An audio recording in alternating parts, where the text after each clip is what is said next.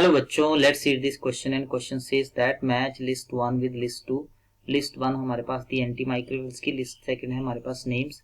तो यहाँ पर ए बी सी और डी हमारे पास दिया हुआ है। यहाँ पे हमारे पास 1 सेकंड थर्ड और फोर्थ दिया हुआ है और इस तरह से हमारे पास मैच द कॉलम में 4 ऑप्शन है यहाँ पर गिवन है। हमें बताना है what will be the right answer. यहाँ पर राइट आंसर जो है वो आपके पास क्या होगा।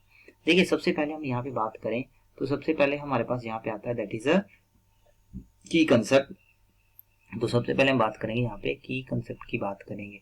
तो की कंसेप्ट यहाँ पे बहुत सारे हैं, हम इनको वन बाय वन डिस्कस करेंगे और एक मेजर कंसेप्ट जो हम यहाँ पर अप्लाई करेंगे। देखिए, सबसे पहले तो हमारे पास आ जाता है जिसको हम बोलते हैं that is narrow spectrum antibiotic. Narrow spectrum antibiotic की अगर हम बात करें, नैरो स्पेक्ट्रम एंटीबायोटिक, स्पेक्ट्रम यहाँ पे आ जाएगा आपके पास एंटीबायोटिक।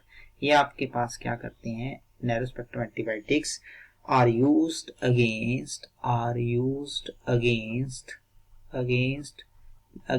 limited pathogens।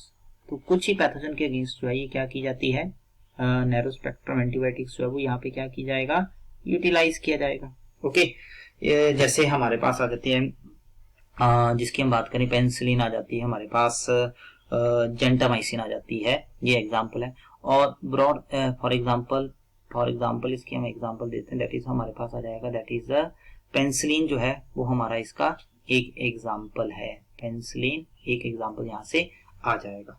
इसके बाद हम बात करें ब्रॉड स्पेक्ट्रम एंटीबायोटिक्स जो है, ये हमारे पास क्या होगा, ब्रॉड स्पेक्ट्रम एंटीबायोटिक्स क्या की जाती है, एंटीबायोटिक्स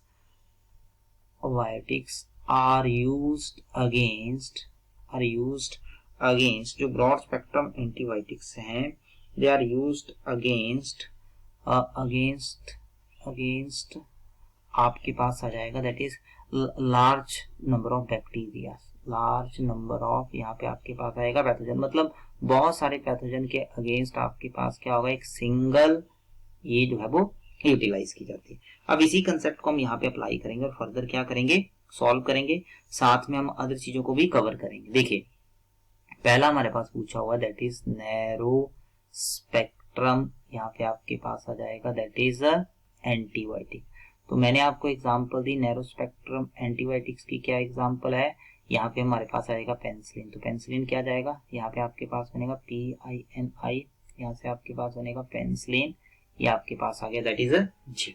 उसके बाद दूसरी हमने एग्जांपल यहाँ पे की दी जिसको हम बोलते हैं दैट इज, ये आपके पास बनेगा ब्रॉड, यहाँ पे आ जाएगा दैट इज ब्रॉड स्पेक्ट्रम, यहाँ पे आपके पास क्या बनेगा, एंटीबायोटिक। दूसरा आ जाता है ब्रॉड स्पेक्ट्रम एंटीबायोटिक।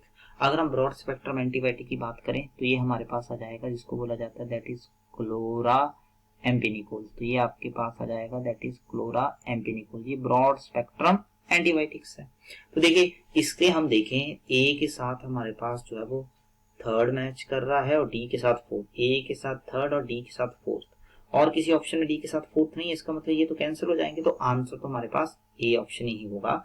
बाकी चीजों को भी हम थोड़ा सा यहाँ पर डिस्कस कर लेते हैं। देखिए, बाकी हमारे पास दिया हुआ है एंटीसेप्टिक।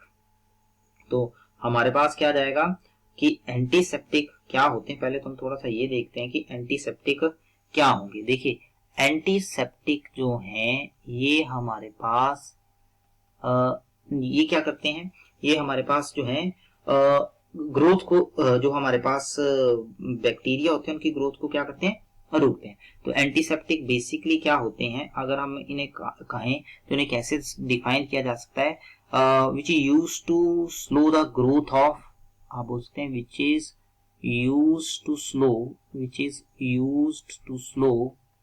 ग्रोथ